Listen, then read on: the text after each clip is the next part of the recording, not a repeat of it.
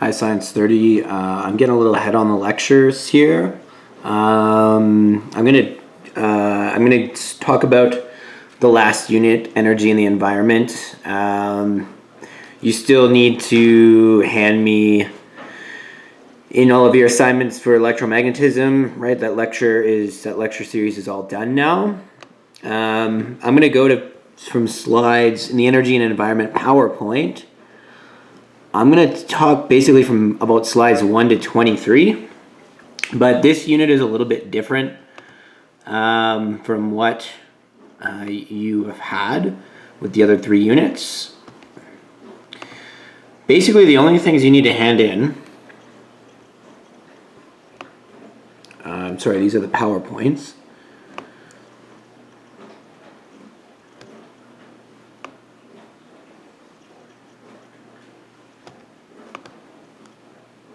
I need to post the unit test still, but you're going to do a booklet and you're going to do a unit test, and that's it. Right, so this is in the content section of Science 30. With the booklet, you just, what you're going to do is you're going to follow the textbook and you're going to answer all of the questions in the booklet that are assigned. Unit D is energy and the environment. It starts on page 468, and then you guys are going to write down definitions, and you're going to answer questions on pages in the textbook and follow that through. Also, with the booklet, you have a couple assignments. This lab, right here on the last page, we're not going to be able to do the heat of combustion lab, so you don't need to do that. So you can just cross that out, and then so you have the booklet to do, and then you choose from 3 out of 5 of these written assignments to hand in as well. Okay?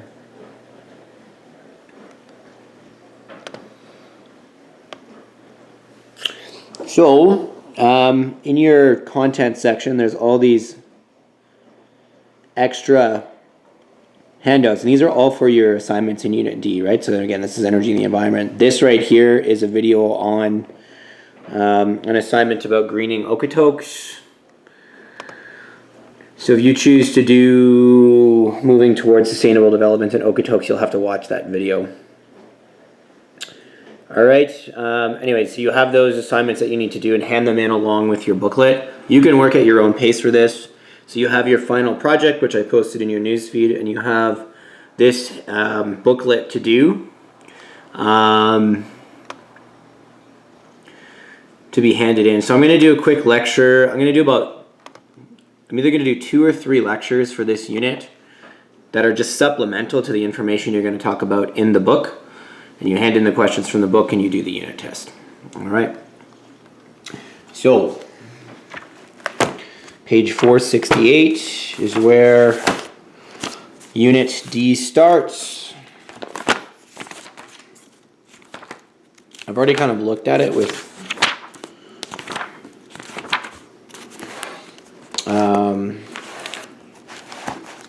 power plants, but as I said, page 468. So I'm going to actually walk through a few of these things. So make sure you listen to the lecture and then follow through, read through the textbook and answer the questions. So basically, when we look at energy, we're looking at, first of all, what's the definition of energy? Energy is the ability to do work. So it's the ability to move molecules in order to achieve a job. So work is the use of energy to move an object from one place to another. Page 471. You should understand common expressions of energy, right? Energy is expressed in joules, calories, right? BTUs, kilowatt hours. We've talked about all of these things, but you'll need that in order to help you answer some of these questions. All right, we're going to talk about this in a global context. It's pretty relevant for what we're discussing in Alberta today as well. So when we look at worldwide energy consumption patterns by country, energy consumption generally increases as a country's GDP increases. So this is a definition that you need to know. GDP is a country's gross domestic product. So it's the total market value of all goods and sources produced by a country in 1 year, right? And it's considered an indication of a country's economic output. So obviously that makes sense as wealth increases and energy use increases, because we're not only producing, right? We're not only producing more things, but we are achieving a higher standard of living. So as GDP increases, per capita energy use generally always increases. So that's one thing. Another thing we should be aware of as in Canada is a country's GDP relative to its energy use is called energy intensity. So energy intensity is the amount of energy required to be input into an economy to produce a dollar of economic output. So it's a measure of the efficiency. So the lower ratio of energy input to dollars produced is an indicator of how efficient an economy is. So energy intensity is the amount of energy used to produce dollars. So the type of economy the country runs on is the biggest factor in determining energy intensity. So countries that are that don't have a large gross domestic product, so subsistence agricultural, they have local economies, or very, very high-tech countries like Japan, or service-based industries, they have lower energy intensity industries that contribute to their economy. Heavy industrial and natural resource-based economies have a high input of energy to create their profitability, and that should make sense. So Canada is largely a natural resource-based country, right? So we produce primary resources, and then they go to other countries to be further processed for use, right? Alberta is a great example of that. We have a large oil and gas industry. It takes a lot of energy, particularly when you look at something as energy intensive as the oil sands. But countrywide, right, you could look at forestry, you can look at the fishery. We live in a cold weather country, so it takes a lot of energy to begin with, and then we have to input a lot of energy in order to extract natural resources from mining and things like that. So we have a very energy intense economy in comparison to a lot of our other developed counterparts. So you can see this. So energy intensity and GDP per capita. So you can see that with per capita primary consumption, it goes up as wealth is generated. And you can see that North America is very, very energy intense. And so we consume a lot of energy with wealth. Okay, so this is page 572 in your textbook. 472. Okay, so you'll answer that, but I'm going to actually do this question here. Page 473. This is also in your booklet. This talks about energy intensity. So it says, use the following table to calculate the energy intensities of Kenya, Sweden, and Canada. We're going to look at we'll answer question 4. And then question 5 asks you to compare energy intensities between these 3 countries. Okay, and then you have questions 6 and 7 to answer related to that. So if I solve for this, energy intensity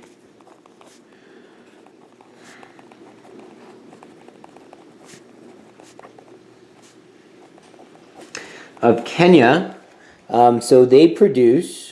Now this is changed over the last 10, 15 years because Kenya has rapidly industrialized.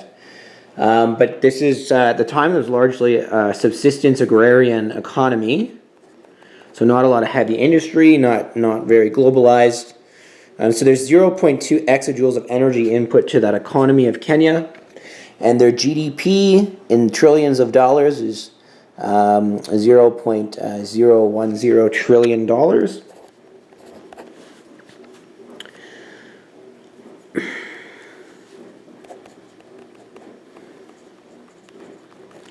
So if I look at the energy intensity, you'll have 0.2 divided by 0.01.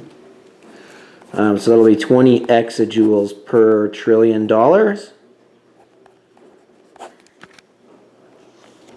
You can look, you can solve for Sweden, and then let's compare Canada as well. So you can see the economic output is much larger, right? This is about $753 billion, and this is about $10 billion for Kenya. So if we look at Canada, the energy intensity of the economy, at this time when this was written, I think this is about 2007, 2008, but the trends are still similar. I mean, we're a little bit more efficient now, but still a very energy intense economy. Right, exajoules per $1 trillion. And we need about... okay, so when we look at the energy intensity here, it's 13.8 divided by 0.753. So this is about 18.3 exajoules, right, per $1 trillion.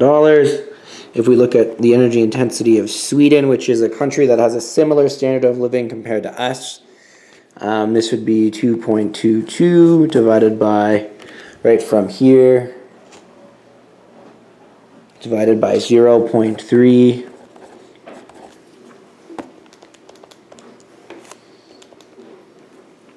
7.4. So Sweden has a much less energy intense economy. There's less money, so there's less energy that needs to be input into the economy in order to develop dollars. Kenya at this time had a relatively underdeveloped economy, so resource extraction and basic agricultural practices. Canada is a cold weather country, and like I said, we're a natural resource based economy. We still don't have advanced industries higher up on the supply chain, like refining, for example, in oil. We don't have enough oil refineries. Sweden's a service-based industry. It's not as cold and has a higher tech, more efficient economy. So therefore, there's less dollars needed to put into that economy in order to generate wealth. So that's energy intensity. So that's a big theme to look at here. So what affects energy use? When we look at energy intensity, climate, obviously. So we need energy not only to cool, but also to heat, right? In tropical economies, we need air conditioning. If there's more economic activity, right? Canada is a very productive nation in comparison to a lot of other countries. So we will produce, right? We have a very strong economy, so it takes more energy to handle that. Population, right? You're going to have more energy consumption with a higher population. So if you can compare that to Sweden as well. Right, we have 37 million people in Canada, about 4 to 5 million in Sweden. We have a very high quality of life in a cold weather country. Right, heavy machinery and complex manufacturing processes. Right, we have a very robust car manufacturing industry as well. Right, in places like Southern Ontario. Right, so we need a lot of that to produce products. Okay, so keep those in mind when you answer your questions. So right, you guys have learned this as well, but efficiency doesn't go away, right? Energy efficiency is the useful output energy over input energy times 100%. In your text, page 477, that's what questions 9 and 10 address. So you have this efficiency equation here on page 477. So energy efficiency is the percentage of input energy to a system that has been transformed into useful energy. So it's the amount of energy you get out in comparison to the energy you put in. And there's always energy lost due to heat. So we will always have less energy coming out of a system that we're trying to use versus the energy put in, right? So useful output energy is a desired energy from energy form resulting from a process involving a transformation of energy. So like if you think about a light bulb, right, the energy that would actually light the light, that energy comes from a power plant, and we're going to lose some of that energy along the way in the transfer process, so it's not 100% efficient. Right, and so the mechanical energy from the light would be the light itself coming from a bulb, right? So the input energy is a form of energy entering into the process involving a transformation. So if I look at page 477, number 9, Question here says, calculate the energy efficiency of a water heater that uses 200 joules of energy to increase the thermal energy of water 55 joules. And then we can use that heated water to, fuel a home or whatever. So question 9, right, if we look at energy efficiency, so the output is always less than the input. So the output from the water heater is 55 joules. There was 200 joules put in times 100%. So the energy efficiency of that, this is number 9. Right, so the energy efficiency of that water heater, 55 divided by 200 times 100%, is about 27.5%, right? You can just fill that right in your booklet. Number 10 says, if the automobile engine is 20% efficient, calculate the useful output energy from 1 kilogram of gasoline containing 45.5 megajoules of chemical potential energy. So the fuel itself has 44.5 megajoules. So that's the input, and we're trying to calculate how much of that can be converted as output to move the actual car. So this is my efficiency equation. So I've found, right, so my percent efficiency is given. So I'm going to use that there. And we're trying to find output. So I can rearrange this equation, right? The input is the amount of energy in the fuel times 100%, right? So, right, 20% divided by 100% is 0.2. And that equals output over 44.5 megajoules. And then 0.2 multiplied by 44.5 megajoules equals the output that I'll get from the engine. Okay, so I can be given percentages and then I just rearrange to find the input required or the output we're getting. And we're going to get about 8.9 megajoules from that gasoline. So most of that energy is lost as heat. Okay, engines are only... and that's pretty good for a regular car engine. 20 to 25% efficiency is quite good. Your high-octane racing engines are only about 32 to 33% efficient. So most of the energy is lost as heat when we look at fossil fuel combustion and energy. So that's the thing with when we look at improvement of technology. We're always trying to make things more efficient. Right, so if you look at a fluorescent bulb versus an incandescent bulb uses a tungsten wire, and that creates a ton of heat. A fluorescent bulb is much more efficient. Electrons would move through a fluorescent powder, and that causes it to iridesce and glow. And we lose way less energy to do that. So these, your fluorescent bulbs cost a bit more, but they give you more energy output for a longer period of time because they're much more efficient. Okay. There's lots of information on energy from fossil fuels. Right, so I'm going to talk a little bit about the history of fossil fuels in Alberta. So this is kind of 481 to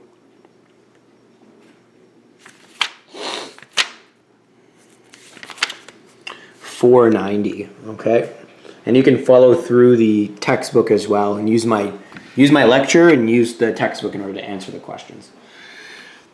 Okay, so this is very pertinent right now because we're kind of in crisis with the fossil fuel industry with this COVID problem, and we're looking what are fossil fuels going to look like down the road here? Are we still going to be as reliant on them? Are we going to diversify? How do we get money from it? Right. So we rely on a large portion of our prosperity from oil and gas exploration. This is a graph that shows the royalty regime. So obviously there's lots of Obviously, there's lots of political differences between us, a sovereign nation like Norway and a federalist province that's part of a larger country like Alberta. But there's similar population numbers, and when you look at Alberta versus Norway, this is always a very common, a very common comparison. We traditionally have had a greater production output. Norway has a state-run oil and gas company, and they take very, very large royalties. Right, if Norway cashes out of the oil and gas industry tomorrow, every individual in Norway would be a millionaire. Our heritage fund is, getting hammered right now, and we don't have much to show for it because Alberta is open for private industry, and we don't take enough energy from royalties. Top that off with equalization payments, and we don't have much to show for our oil and gas industry as a result. So there's lots of reasons for that, but the bottom line is we haven't had enough regulation over the last 20 to 25 years or so in order to be able to get our fair share from royalties. So, so if you look at the royalties that we take from every barrel of oil, the graph, this red graph shows the percentage of royalty that we took. Right, so you can see the percentage here. So we take about 5% of every of the value of every barrel of oil. So if a barrel of oil is worth $25 today, we would be able to get about 5% of that value in provincial coffers. The rest of it goes to private industry. So we used to take close to 50% on every dollar that would just go back to the province in royalties, and that has slowly gone down. So we take barely anything from royalties as production has increased. So we don't get a fair deal for what we should be getting with our oil. So that's something we should think about as members of this province, right? So that not only has something to do with the equalization, so this goes up to 2012, where money gets funneled, right? Where money gets funneled to the federal government, which is obviously controversial for Albertans, but we give a lot of handouts to private industry, and that should probably stop. If we're going to be able to fund things like our public service properly and not have privatized healthcare and all those sorts of things. So things to think about as people who are growing up as young people in Alberta. So this is a picture of the oil sands. It's an open pit mine. So when we create energy from fossil fuels, what happens is all fossil fuel combustion converts chemical potential energy in the bonds of hydrocarbon into useful energy. Natural gas, right? Bitumen is oil sand, conventional oil, coal, they're all fossil fuels, right? They were come from previously living organisms, right? Alberta was an ancient lake, and at one point was an inland sea. I'm going to tell you where all these different resources actually come from. So we have lots of coal in Alberta. The two main types of coal are anthracite and lignite. Coal comes from terrestrial resources, so terrestrial plant and animal matter. So things like bogs and peat marshes, wetlands and old forests. That's where coal comes from, and then so we have rock layers build up and pressurization with anoxic conditions, so conditions where there's no oxygen, there's no bacteria to decompose the organic matter, so it ends up becoming fossilized as rock, and then we can extract that. So coal comes from terrestrial resources, so that's a big thing to understand. It's a very dense hydrocarbon, right? And we use it for power plants, we use it to make asphalt, we use coal for a lot of different things. We can convert coal into natural gas. That's called coal gasification. Excuse me. All right, but the big thing you should know is that coal comes from former terrestrial plant and animal matter. Most of our coal comes from a period called the Carboniferous period, when we had big wetlands and bogs and marshes in this province. If you're around then, ferns would be the size of coniferous trees and dragonflies were the size of dinner plates. So this shows, a graph shows world coal consumption. And you can see how it's increasing over the decades. So North American coal consumption is on the decline, and developed parts of the world like Europe, coal consumption is on the decline. But developing economies have coal consumption increasing at an increasingly high rate. That's changed over the past couple of years as a lot of these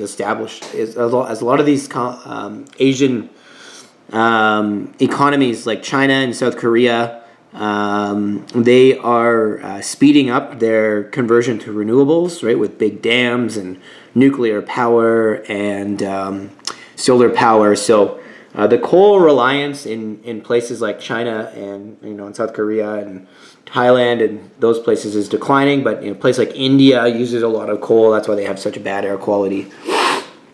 So coal consumption is still a big thing, even if it's on decline in developed nations.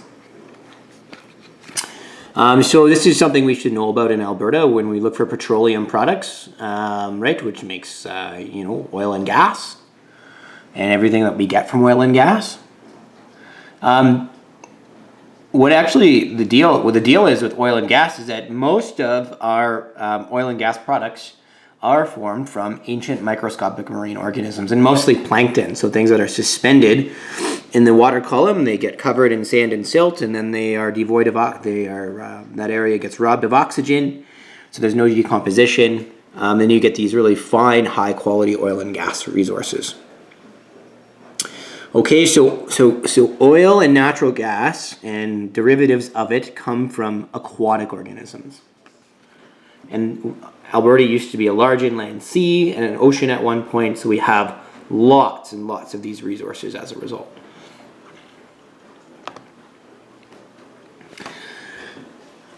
So worldwide petroleum production, this is a little bit interesting, right? So make sure you take a look at this. It's hard to see on my graph, but so the United States is now the biggest producer of oil and gas worldwide. This is a bit of an aged graph. So that's a problem for Alberta, right? Because the U.S. is our only customer. That's why we need pipeline, so we can ship it to other markets. That's why we get our oil has to be discounted so much, because there's only one market to send it. So that's a big problem right now because oil is not worth much, right? So the U.S. is a net exporter. You can see in this graph here, consumption worldwide as well. Red is North America. Okay, and then you can see other big consumers. This is the U.S. Canada is right here. China is here. Okay, so take a look at that on my slides. Oil consumption, you can see, is gradually increasing but peaking. Okay. So where our reliance on oil and gas is starting to decline as our economies get more efficient, and then we rely less and less on fossil fuels as well, right? So that's something we really need to consider in Alberta going forward, is that worldwide oil and gas demand is not going to be the same as it is right now, 20, 30 years from now, right? It's going to continue to decline. Okay, so you can see trends in consumption, right? So Greece, Spain, Japan, right? The European Union and the United States, their percentage of growth in oil and consumption is going down as vehicles become more efficient and economies switch to renewable resources. Technology increases, so they have to use less oil in order to power. So overall, world demand is increasing, but it's mainly driven by these two developing economies. Right, so it's very tedious where oil is increasing. So think about that when you answer questions.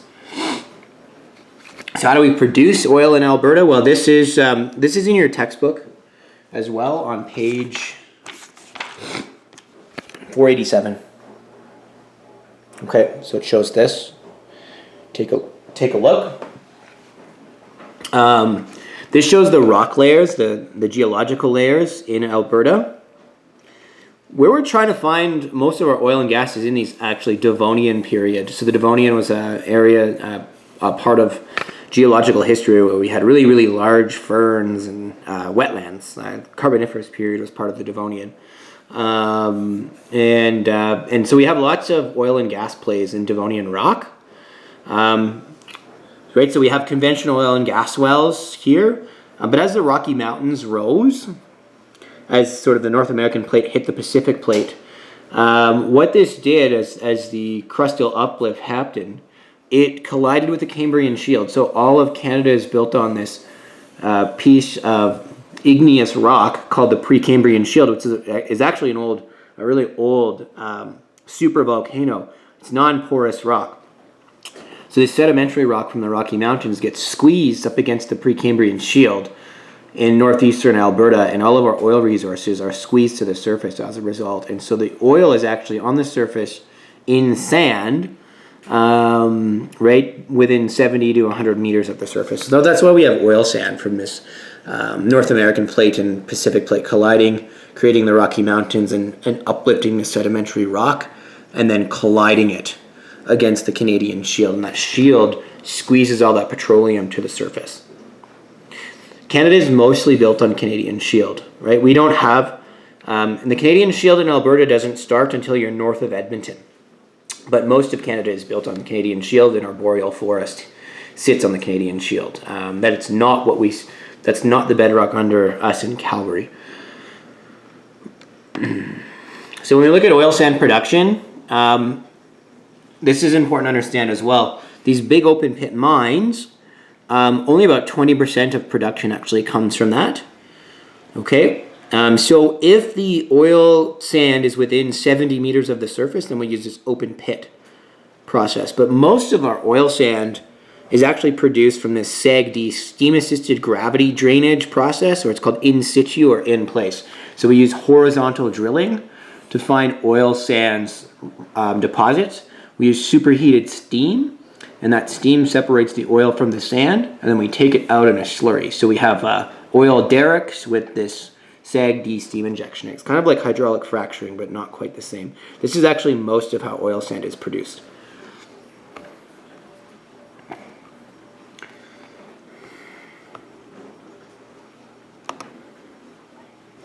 Okay, so natural gas is very similar to petroleum. Okay, so natural gas will come from, so oil and gas are often found in the same wells. It'll come from aquatic resources.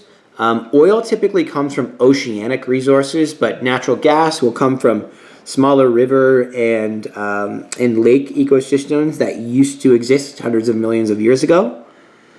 Okay, again, you need that absence of oxygen to convert that organic matter into oil and gas, and you need high pressure and temperature. But you can have gas and oil found in the same wells. And once the oil is taken out of a conventional well, you can generally take the natural gas out after. So we're trying to do that now in order to, sort of clean up some of these old wells or give them new life. So we can use conventional wells to do that, but we can use hydraulic fracturing as well. Right, so conventional wells have peaked; they're on the decline because we've extracted gas from most of them. But there's a ton of natural gas with this hydraulic fracturing method. So what we have is a well bore, and this pipe is encased in concrete. And we add. So what happens is with hydraulic fracturing, what we'll do is we'll use this big